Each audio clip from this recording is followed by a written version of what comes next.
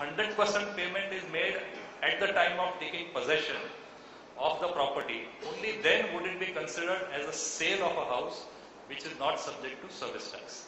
Uh, this needs to be verified, but this is what I have learned.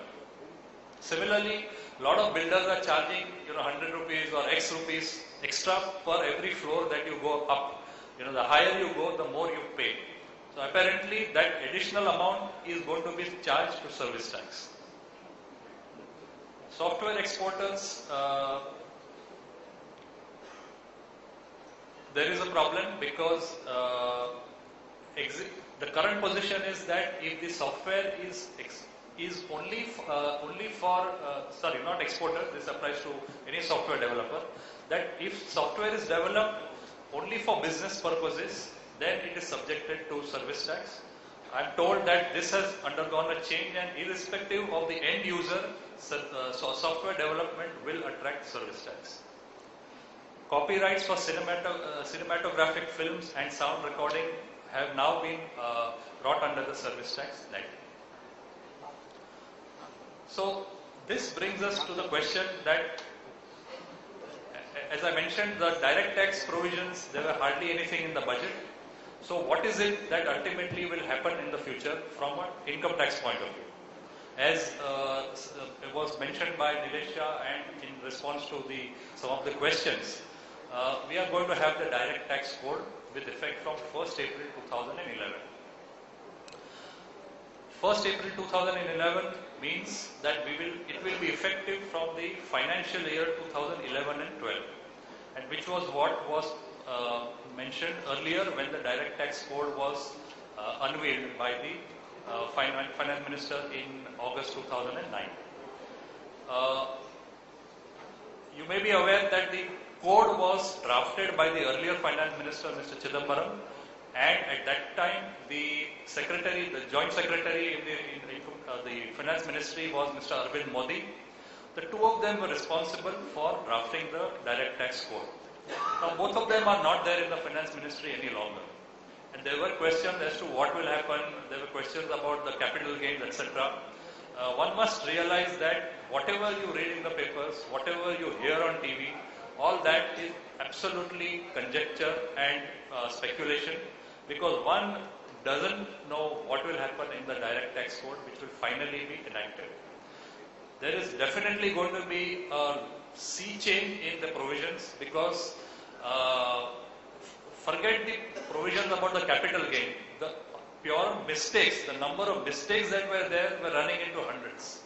So there is definitely going to be a completely new direct tax code which finally comes up as compared to what we have read in the past.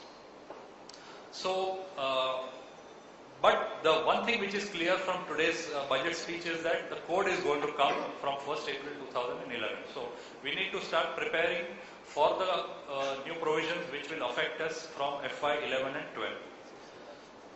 We also have the GST which is promised now to come into effect from 1st April 2011. So two very important tax enactments going to come simultaneously from the same financial year, which is going to be tough on the CFOs and on the accountants and on the tax professionals, because suddenly you will have two new laws where there is no precedent, there is nothing to fall back upon, there are no case laws, and we will have to start afresh. IFRS is also likely to come in the near future. That again is a different ball game altogether. One will need to wait and see ultimately when the IFRS will be made mandatory for the common companies. Right now it appears that it will apply only to the top companies and to maybe banks and into insurance companies. But other than that, IFRS doesn't seem to be appearing to be made applicable for the smaller companies. Nilesh Shah mentioned about the UID project. I think this is something which all citizens of India must track, because it's an extremely important step that the government has taken. And with a person like Nandan Nilekani heading the UID project, personally I am very positive about it, and I am very optimistic that it will see the light of the day. Although surely the bureaucrats would be trying to sabotage it in one way or the other, because it is going to hopefully ensure that, as Nilesh mentioned, that subsidies reach the person for whom they are meant.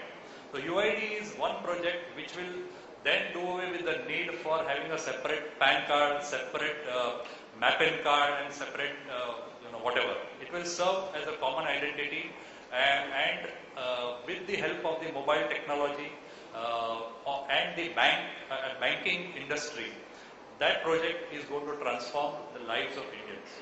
So these are the 4 things that a common person would need to be aware of in the next couple of years to come. And with this, I have very quickly run through whatever I wanted to say about the direct tax provisions of the budget 2010. If there are any queries, and if you are not that hungry, I'll be happy to try and answer the questions.